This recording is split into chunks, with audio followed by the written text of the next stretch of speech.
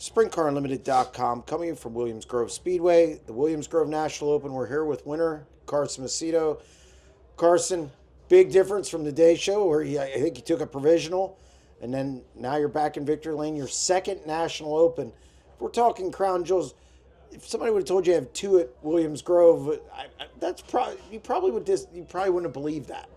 Yeah, I think that if you'd have told me that I won the National Open twice before I had a shot at winning the Knoxville Nationals at Kings Royal, I thought those races would be more reasonable for me to win, just because my first few trips here to Williams Grove were such a struggle. I felt like I was never going to get the hang of this place, but the transition to JJR and the 41 car has been pleasant. This car's just been incredible here. Obviously, it had a lot of success here in the past, and I feel like Philip and I have really been able to click here. And run good, in certain conditions, and we've been able to, you just, this place is tough. I mean, you come back from one time to the next, and you got to run your car a lot different, it seems like. But Philip does an incredible job at adapting, and Adam Zimmerman and Rob McQuinn, they worked really hard. I mean, like you said, we were terrible at the day show. We were really, really bad, honestly. And then we were terrible yesterday. And then came back for the day show and did a great job. I felt like we were charging through the field. We were able to pass a lot of race cars, which isn't always easy, especially starting back there in that dirty air. So just felt good to pass cars earlier, put ourselves in a salvageable position, and then come back today and just execute all night. We were able to qualify good, win our heat race.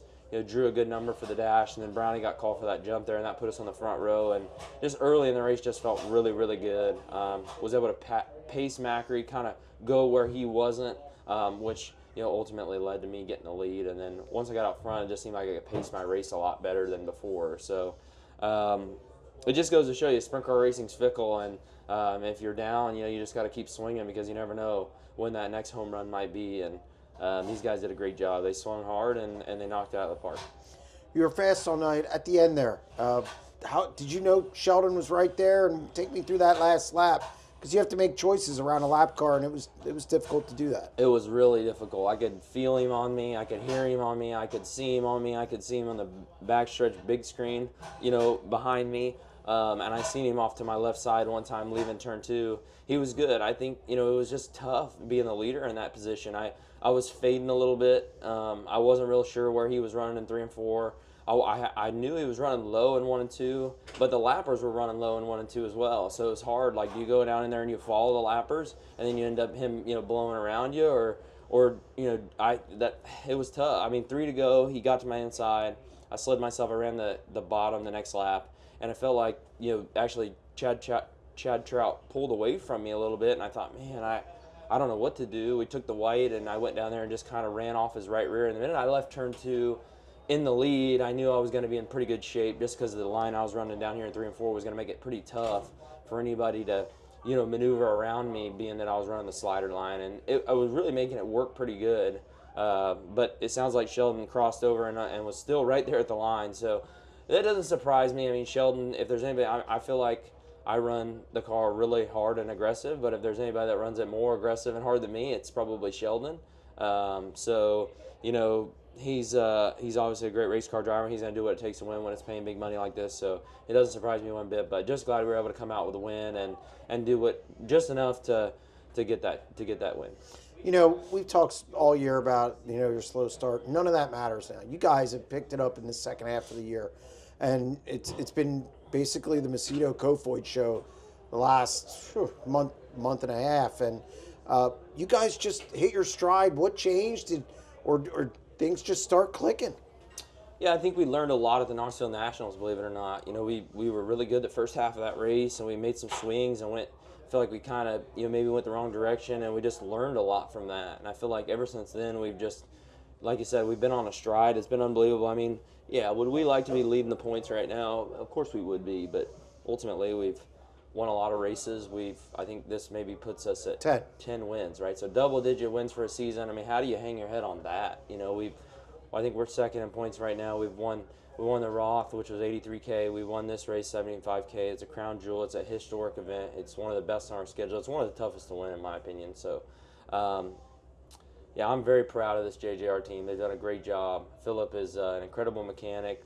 Robbie McQuinn and Adam Zimmerman winning the year, with no crew guys, and and they stepped up and they've done an incredible job. They've filled the roles perfectly, and I think that they're great guys that are only going to get better and better as we go here. So I'm looking forward to it. It's like I said, ultimately the ultimate goal is a championship, but we're very happy with what we're doing, and we're going to continue to hopefully carry this stride of races to come.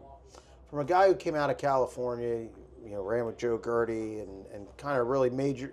I mean, look, you were really aggressive early in your career, took some lumps out here, and now you're winning big shows, crown jewels. It's your second one. You won the Roth as well.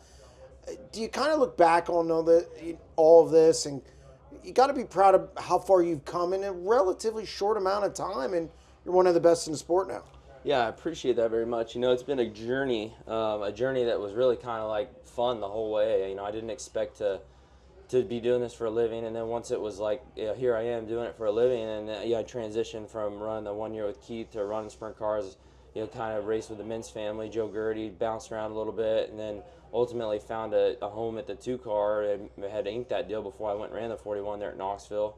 And then just transitioned after the 2 car deal ended back to the 41, which was sort of like a meant to be deal, and it's just been uphill ever since. It just feels good to I've put a lot of effort into this sport. I feel like I eat, sleep, breathe it. I do everything I can outside the race car to be at the ultimate level. I want to be the best there is, and I'm going to continue to work to get to that point. So it's been a great journey, and I hope that it continues to be this way.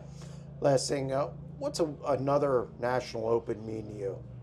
Well, it's like I said earlier, I think it's one of the toughest races to win. I think there's a very short list of people that have won it more than one time. And to be a driver that's won it more than once is special. Winning a crown jewel is hard. There's a lot of good race cars that showed up tonight. There's a lot of really fast race cars that showed up tonight. It's 40 laps. And it's just tough to win these races. Everybody's gunning hard when the big money's on the line. And I feel like to win a race, especially for a California driver, somebody that grew up on the West Coast, that just is, this is like foreign language compared to what we race on out there. And when I came here the first time, I remember literally leaving here and telling Joe Gertie that I hope that someday a hurricane comes through or a tornado and wipes this place out. So now, it's I love coming here, but it's a separator. You have to be good here in order to be able to ever try and win a World of Outlaw championship or be in contention to win one. And with Philip and his help and his race car, and I now have a feel of how it should feel around here, and so I can give feedback, and it just adds to my to my toolbox. So it feels amazing, and I hope that we can continue to add crown jewels to our belt. Well, congratulations on the win. Thank you very much. I appreciate it.